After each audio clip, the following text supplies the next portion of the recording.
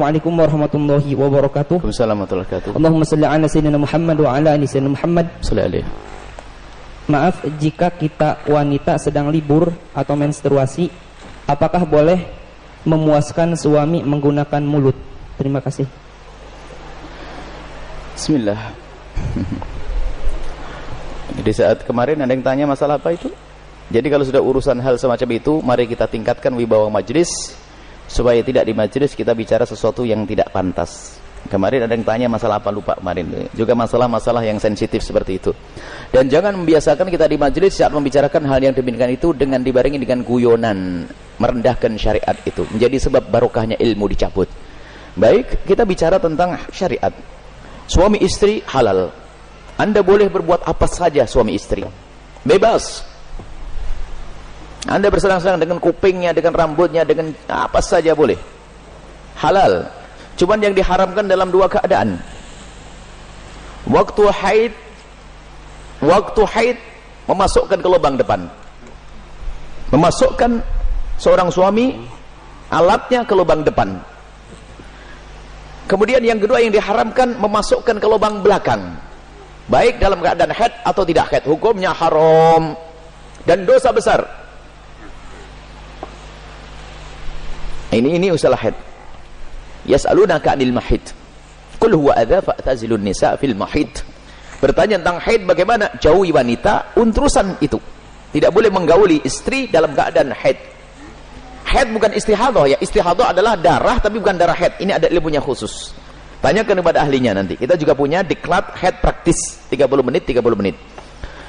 Kemudian selebihnya adalah Anda boleh bersenang-senang, boleh apa saja. Mohon maaf, jadilah wanita cerdas. Ini adalah ilmu yang mungkin jarang dihadirkan. Seorang suami yang soleh mungkin, seorang suami yang soleh, dia mungkin di luar melihat sesuatu yang diharamkan. Cuman dia orang yang menjaga diri. Astagfirullah, saya ngelihat aurat di luar. Karena dia seorang soleh, dia tidak mau menuruti itu semuanya. Karena itu adalah haram, maka dia tutup mata, pejam mata dan menjauhkan itu semuanya. Tapi dia seorang laki-laki normal, bangkit syahwatnya. Pulang ke rumah, istrinya mens. Istrinya ada halangan, ayo mau diapain? Ayo menjadi istri yang aktif, inovatif. Anda tidak boleh melayani suami Anda dengan sesuatu yang khusus itu. Tapi Anda harus bisa senangkan suami dengan diri Anda misalnya. Mohon maaf, ini majelis mulia. Jika seorang suami mengeluarkan air mani dengan tangannya sendiri, maka dia telah melakukan kesalahan dan dosa. Tapi kalau dia mengeluarkan air mani dengan tangannya seorang istri, kecerdasan istri, selesai. Dan itu adalah pahala. Maka jadilah istri cerdas. Jangan istri kalau sudah lagi men, Masya Allah, libur buat kopi, liburnya dengan suami, sampai suami itu Masya Allah, stres. Anda bisa menyenangkan dengan diri Anda. Mohon maaf, mufakhadah, di antara dua paha yang penting tidak masuk wilayah itu. Atau apa saja, mohon maaf ini saya sampaikan majelis mulia, sebab banyak wanita gayanya sih modelnya kayak hebat-hebat, tapi Masya Allah bikin stres suami. Hati-hati itu, hei para wanita, sadar. Senangkan suamimu dengan apapun yang Allah berikan kepadamu, dengan tanganmu, dengan apapun. Yang penting kalau Anda haid jangan masuk wilayah itu. Sebab kadang suaminya sampai kena sudah tidur, masih akan diwakin kopi enggak, sarapan enggak, bang beli makan di warung aja bang, yang ngoroknya yang digedekan. Wahai para istri yang solehah, Anda harus aktif dan inovatif. Ada ide-ide untuk menyenangkan suami. Adapun masalah, mohon maaf, yang ditanyakan dengan mulut, ketahuilah, hei para suami, engkau tidak boleh memaksa istrimu untuk melakukan itu, karena belum tentu dia nyaman. Kalau dia merasa jijik, Anda tidak boleh paksa. Haram atau sebaliknya. Tidak boleh egois seorang suami. Harus kau lakukan, tidak. Kenapa? Mohon maaf, karena itu adalah wilayah yang bukan wilayah bersih. Wilayahnya orang dari makanan yang bersih dibuang lewat mana? Lewat itu. Akan tapi kalau memang ada seorang wanita yang mau melakukannya misalnya atau sebaliknya, bagaimana, apakah boleh? Ketahuilah, di situ ada cairan yang najis. Air mani tidak najis, khilaf di antara ulama. Mazhab Syafi'i najis, tapi cairan selalu najis. Maka kalaupun seandainya harus melakukan, mohon agar tidak ditelan. Karena itu adalah jangan sampai karena itu najis.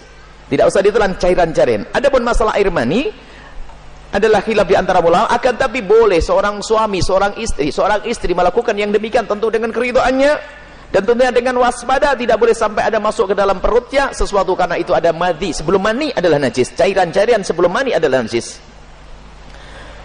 Dan wahai para suami dan para istri, yuk kita melakukan sesuatu yang sesuai dengan petunjuk Nabi SAW, akhlaklah yang baik.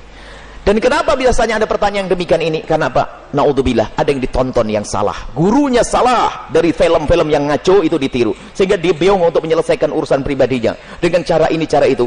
Tidak ada cara yang lebih indah dari diajarkan Nabi. Seorang laki-laki duduk di perempatan istrinya, maksud duduk di atas perut istrinya, di atas ini, itu adalah cara yang paling bagus. Nggak usah macam-macam, petunjuk dari Nabi. Itu hanya gara-gara sering nonton film kotor, makanya banyak pertanyaan aneh. Tapi pun harus dijawab, harus dijawab, selesai. Semoga Allah bisa menjadikan Anda orang yang bisa menyenangkan. Termasuk wahai para suami, mungkin ada seorang suami yang, mohon maaf, ada bermacam-macam sebab, ada ejakulasi dini dan sebagainya dan sebagainya. Tapi ketahuilah, jangan biarkan istrimu terlantar. Dia bisa senang dengan jemarimu, dengan tanganmu, dengan Anda, dengan apapun, dengan cumbuanmu. Jangan sampai menjadi seorang suami egois. Dan Nabi marah. Nabi marah dengan seorang laki-laki yang mendatangi istrinya seperti binatang mendatangi betinanya. Nggak pakai muqaddimah, pakai minyak wangi dulu deh para suami, sikat gigi yang bersih, kemudian cumbu, rayu, seperti halnya engkau ingin melihat dia cantik, dia jaga, ingin melihat engkau paling tidak agak ganteng dikit deh.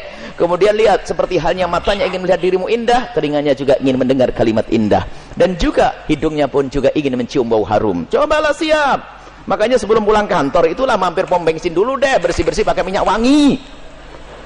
Ini penting. Kemudian jangan sampai, mohon maaf, Anda puas, dia tidak puas. Anda zalim. Kalaupun Anda tidak bisa memuaskan dengan itu, karena mungkin Anda punya sesuatu, sakit dan sebagainya, maka ketahuilah, istrimu adalah seorang wanita yang beriman. Dia tidak akan melakukan zina. Akan tapi, Anda harus bisa memuaskan dengan apapun, dengan tangan Anda dan seterusnya. Kalau dia mencari kesenangan dengan tangannya sendiri, wanita itu, dia dosa. Tapi kalau dengan tangan sang suami, tidak dosa. Mohon maaf, ini majelis mulia. Dan jangan dijadikan bahan guyonan yang demikian ini. Ini adalah ilmu. Kadang-kadang begitu.